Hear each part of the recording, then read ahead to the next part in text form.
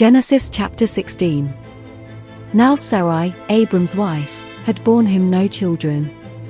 But she had an Egyptian slave named Hagar, so she said to Abram, "The Lord has kept me from having children. Go, sleep with my slave, perhaps I can build a family through her." Abram agreed to what Sarai said. So after Abram had been living in Canaan 10 years, Sarai his wife took her Egyptian slave Hagar and gave her to her husband to be his wife. He slept with Hagar, and she conceived.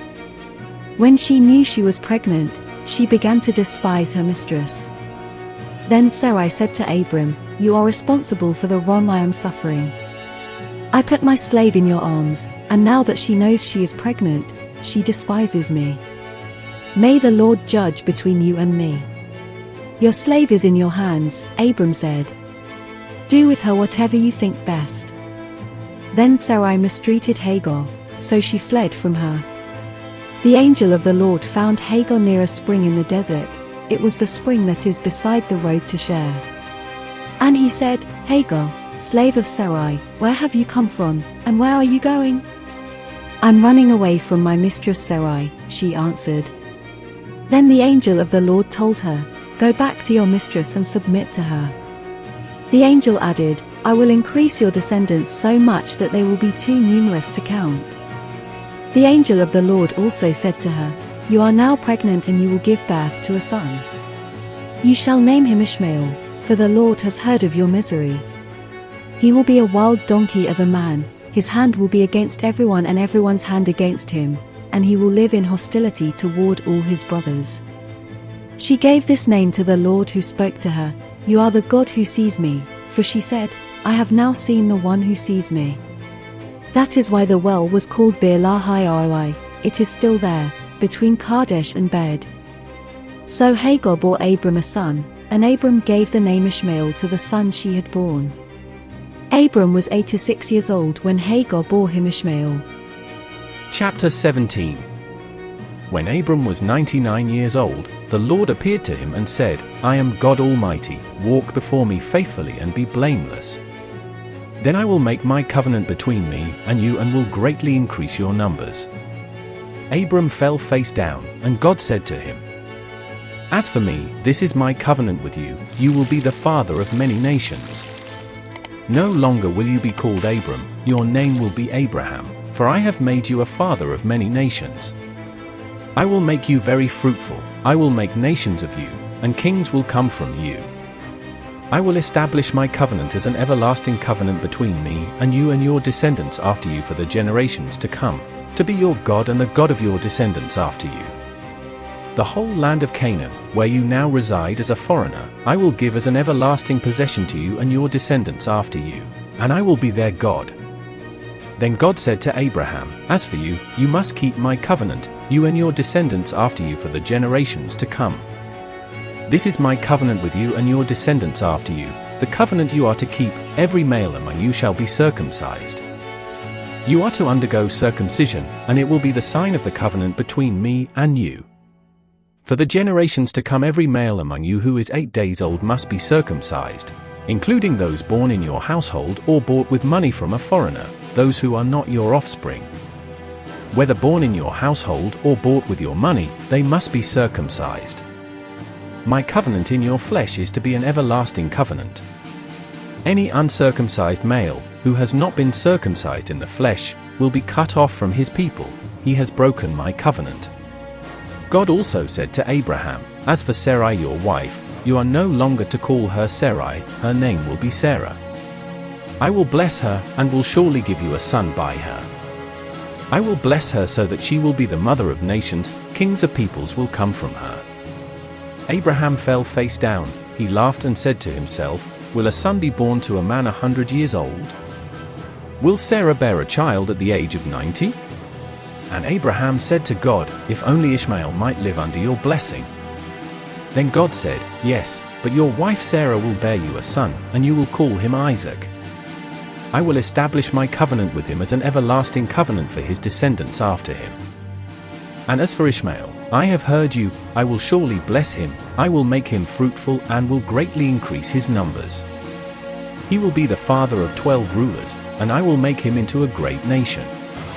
But my covenant I will establish with Isaac, whom Sarah will bear to you by this time next year." When he had finished speaking with Abraham, God went up from him. On that very day Abraham took his son Ishmael and all those born in his household or bought with his money, every male in his household, and circumcised them, as God told him. Abraham was 99 years old when he was circumcised, and his son Ishmael was 13. Abraham and his son Ishmael were both circumcised on that very day. And every male in Abraham's household, including those born in his household or bought from a foreigner, was circumcised with him. Chapter 18. The Lord appeared to Abraham near the great trees of Mamre while he was sitting at the entrance to his tent in the heat of the day. Abraham looked up and saw 3 men standing nearby. When he saw them, he hurried from the entrance of his tent to meet them and bowed low to the ground. He said, "If I have found favor in your eyes, my Lord, do not pass your servant by. Let a little water be brought, and then you may all wash your feet and rest under this tree. Let me get you something to eat, so you can be refreshed and then go on your way, now that you have come to your servant." "Very well," they answered, "do as you say." So Abraham hurried into the tent to Sarah. "Quick," he said, "get 3 seahs of the finest flour and knead it and bake some bread." Then he ran to the herd and selected a choice, tender calf and gave it to a servant, who hurried to prepare it. He then brought some curds and milk and the calf that had been prepared, and set these before them. While they ate, he stood near them under a tree. "Where is your wife Sarah?" they asked him. "There, in the tent," he said.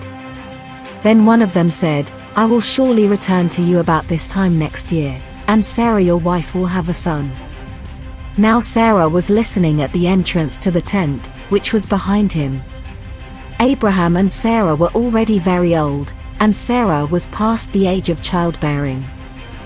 So Sarah laughed to herself as she thought, "After I am worn out and my Lord is old, will I now have this pleasure?" Then the Lord said to Abraham, "Why did Sarah laugh and say, 'Will I really have a child, now that I am old?' Is anything too hard for the Lord? I will return to you at the appointed time next year, and Sarah will have a son." Sarah was afraid, so she lied and said, "I did not laugh." But he said, "Yes, you did laugh."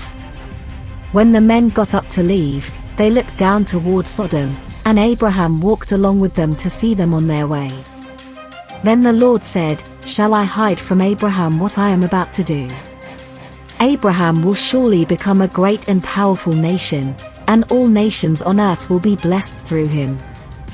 For I have chosen him, so that he will direct his children and his household after him to keep the way of the Lord by doing what is right and just, so that the Lord will bring about for Abraham what he has promised him."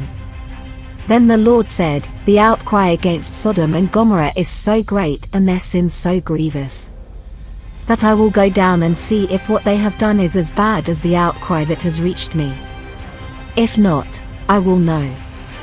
The men turned away and went toward Sodom, but Abraham remained standing before the Lord. Then Abraham approached him and said, "Will you sweep away the righteous with the wicked? What if there are 50 righteous people in the city? Will you really sweep it away and not spare the place for the sake of the 50 righteous people in it? Far be it from you to do such a thing, to kill the righteous with the wicked, treating the righteous and the wicked alike. Far be it from you. Will not the judge of all the earth do right?" The Lord said, "If I find 50 righteous people in the city of Sodom, I will spare the whole place for their sake." Then Abraham spoke up again, "Now that I have been so bold as to speak to the Lord, though I am nothing but dust and ashes, what if the number of the righteous is 5 less than 50? Will you destroy the whole city for lack of 5 people? If I find 4 to 5 there," he said, "I will not destroy it." Once again he spoke to him, "What if only 40 are found there?" He said, "For the sake of 40, I will not do it." Then he said, "May the Lord not be angry, but let me speak. What if only 30 can be found there?" He answered, "I will not do it if I find 30 there." Abraham said, "Now that I have been so bold as to speak to the Lord, what if only 20 can be found there?" He said, "For the sake of 20, I will not destroy it." Then he said, "May the Lord not be angry, but let me speak just once more. What if only 10 can be found there?" He answered, "For the sake of 10, I will not destroy it." When the Lord had finished speaking with Abraham, he left, and Abraham returned to his place.